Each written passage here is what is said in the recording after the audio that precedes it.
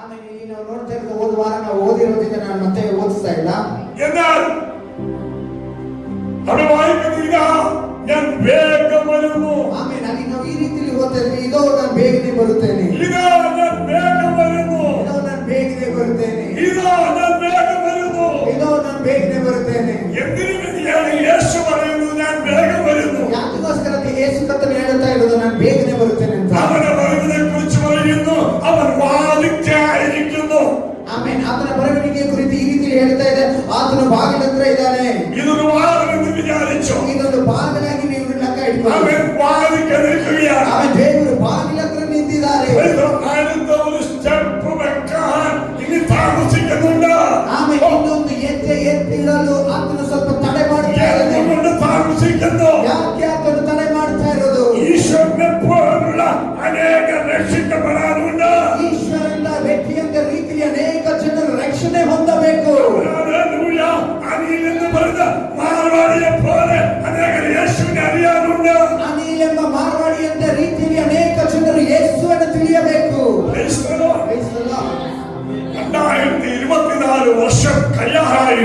യേശു വരുമെന്ന് പറഞ്ഞിട്ട് ഇതുവരെ യേശു വന്നിട്ടില്ല. 2024 ವರ್ಷವಾಯಿತು, ಯೇಸು ಕರ್ತನು ಬರುತ್ತಾನೆಂದು ಹೇಳಿ ಇವತ್ತು ತನಕ ಆತನು ಬರಲಿಲ್ಲ. എന്തുകൊണ്ട് യേശു വരാൻ താമസിക്കുന്നു? ಯಾಕೆ ಯೇಸು ಕರ್ತನು ಬರಲು ತಡೆ ಮಾಡ್ತಾ ಇರೋದು? ആമേൻ. ಯಾರು നശിച്ചു പോകാതെ, ಯಾರು ನಾಶಕ್ಕೆ ಒಳಗಾಗದೆ എല്ലാവരും നിത്യജീവൻ പ്രാപിക്കണം. ಎಲ್ಲರೂ ನಿತ್ಯ ಜೀವವನ್ನು ಹೊಂದಬೇಕು. അന്യചങ്കിലെ ചോര ഊറ്റിത്തന്നത്, ಆತನ ಹೃದಯದಿಂದ ರಕ್ತವನ್ನು ಸುರಿಸಿರುವುದು. അത് ആരും നശിച്ചു പോകാതെ, ಆಮೇಲೆ ಯಾರು ನಾಶಕ್ಕೆ ಒಳಗಾಗದೆ യേശു കർത്താവിൽ വിശ്വസിച്ച് ಯೇಸು ಕರ್ತನಲ್ಲಿ ನಂಬಿ അവന്റെ രക്തത്താൽ ജയം പ്രാപിച്ച് ಆತನ ರಕ್ತದಿಂದ ಶುದ್ಧಿಯನ್ನು ಹೊಂದಿ നിത്യജീവൻ പ്രാപിക്കുവാൻ ನಿತ್ಯ ಜೀವವನ್ನು ಹೊಂದಲು യേശു വരാൻ താമസിക്കുന്നുണ്ട്. ಯೇಸು ಕರ್ತನು ಬರಲು ತಡೆ ಮಾಡುತ್ತಾ ಇರುವುದು. ഇന്നലെ രാത്രി യേശു വന്ന്, ಇವತ್ತು ರಾತ್ರಿ ಯೇಸು ಕರ್ತನು ಬಂದರೆ ഈ ബ്രദർ ഈശ്വർ ഇവിടെ വന്ന് യേശുവിനെ കുറിച്ച് കേൾക്കത്തില്ലായിരുന്നു. ಆಮೇಲೆ ನಿನ್ನೆ ರಾತ್ರಿ ಯೇಸು ಕರ್ತನು ಬಂದಿದ್ರೆ ಈ ಬ್ರದರ್ ಈಶ್ವರ ಇವತ್ತು ಯೇಸುವಿನ ಕುರಿತು ಕೇಳುತ್ತಾ ಇರಲಿಲ್ಲ. ഒരു 10 വർഷം മുമ്പ് യേശു വന്നായിരുന്നു. ಒಂದು 10 ವರ್ಷ ಹಿಂದೆ ಯೇಸು ಕರ್ತನು ಬಂದಿದ್ರೆ നിങ്ങൾ പലരും യേശുവിനെ അറിയത്തില്ലായിരുന്നു. ನಿಮ್ಮಲ್ಲಿ ಅನೇಕ ಜನರು ಯೇಸುವನ್ನು ತಿಳಿತಾ ಇರಲಿಲ್ಲ. വർണ്ണ ഭേദമില്ലാതെ, ജാതി മത ഭേദമില്ലാതെ, ಆಮೇಲೆ ಜಾತಿ ಮತವು ಯಾವುದನ್ನು ನೋಡದೆ യേശു നിന്നെ സ്നേഹിക്കുന്നു. ಯೇಸು ಕರ್ತನು ನಿನ್ನನ್ನು ಪ್ರೀತಿ ಮಾಡ್ತಾ ಇದ್ದಾನೆ. ൂപ്പിലുള്ള ദൈവമല്ല യേശു. ಆಮೇಲೆ ಒಂದು ಗುಂಪಲ್ಲಿರುವ ಒಂದು ವ್ಯಕ್ತಿಯಲ್ಲ ಯೇಸು. സമൂഹത്തിന് വേണ്ടിയുള്ളവനല്ല യേശു. ಒಂದು ಗುಂಪು ಜನರಿಗೋಸ್ಕರ ಇರುವ ಒಂದು ವ್ಯಕ್ತಿಯಲ್ಲ ಯೇಸು. സർവ്വലോകത്തിന്റെ രക്ഷിതാവാണ് യേശു. ಸರ್ವ ಲೋಕದ ರಕ್ಷಕನಾಗಿದ್ದಾನೆ ಯೇಸು. ഹല്ലേലൂയ. ആ യേശുവിനെ കുറിച്ച് പറയുന്നത് നിങ്ങൾ അഭിമാനത്തോടെ പറയുന്നു. ಆಮೇಲೆ ಯೇಸುವಿನ ಕುರಿತು ನೀವು ಹೇಳಬೇಕಾದ್ರೆ ಹೆಮ್ಮೆಯಿಂದ ನೀವು ಅದನ್ನು ಹೇಳಬೇಕು. അഭിമാനത്തോടെ ഞാൻ യേശുവിനെ കുറിച്ച് പറയുന്നു. ಆಮೇಲೆ ಇವತ್ತು ಹೆಮ್ಮೆಯಿಂದ ನಾನು ಯೇಸು ಕ್ರಿಸ್ತನ ಕುರಿತು ಹೇಳ್ತಾ ಇದ್ದೀನಿ. യേശുവിന് വേണ്ടി ഞാൻ മരിക്കാൻ, സാക്ഷിയാകാൻ വേണ്ടി വന്നാലും ഞാൻ തയ്യാറാണ്. ಈ ಯೇಸುಗೋಸ್ಕರ ನಾನು ಸಾಯಬೇಕಾದ್ರೆ ಅದಕ್ಕೂ ನಾನು ತಯಾರಾಗಿದ್ದೇನೆ. എന്തുകൊണ്ട്? ಯಾಕೆ?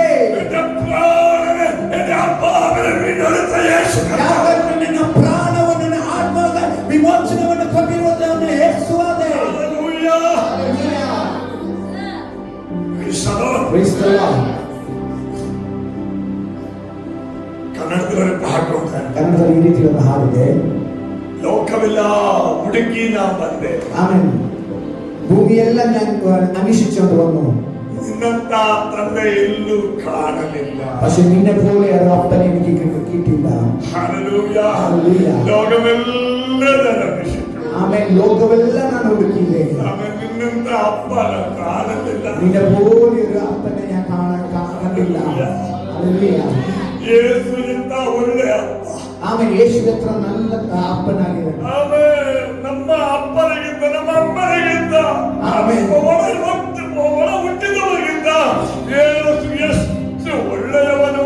More than my father, more than my mother, more than the people who are born along with me, how great is my Jesus. ആമേൻ. യേശു എത്ര നല്ലവൻ. Amen. How great is my Jesus. ആമേൻ. അവൻ എന്നെ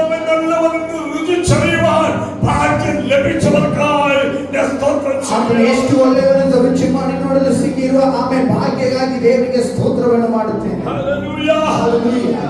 ഇവിടെ അപ്പോസ്തലനായ യോഹന്നാൻ പറയുകയാണ്, ಆಮೇಲೆ ಈ ಅಪೊಸ್ತಲನಾಗಿರುವ ಯೋಹಾನನು ಈ ರೀತಿ ಹೇಳ್ತಾ ಇದ್ದಾನೆ, യേശു വരാൻ പോകുകയാണ്. ಯೇಸು ಕರ್ತನು ಬರಲಿದ್ದಾನೆ. നീ ഒരുങ്ങിയിട്ടുണ്ടോ? ನೀನು ತಯಾರಾಗಿದ್ಯಾ? സ്തോത്രം. ಸ್ತೋತ್ರ. നീ ഒരുങ്ങിയിട്ടുണ്ടോ? ನೀನು ತಯಾರಾಗಿದ್ಯಾ? യേശു വന്നാൽ യേശു നിന്നെ വിളിച്ചാൽ പോകാൻ റെഡിയാണോ? ಯೇಸು ಕರ್ತನು ಬಂದ್ರೆ ಆತನು ನೀನು ಕರೆದುಕೊಳ್ಳುತ್ತಾನೆ. ನೀನು ಹೋಗಲು ತಯಾರಾಗಿದ್ಯಾ? രണ്ടാം മഹാലോക യുദ്ധം നടക്കുമ്പോൾ ಎರಡನೇ ಮಹಾಲೋಕ ಯುದ್ಧ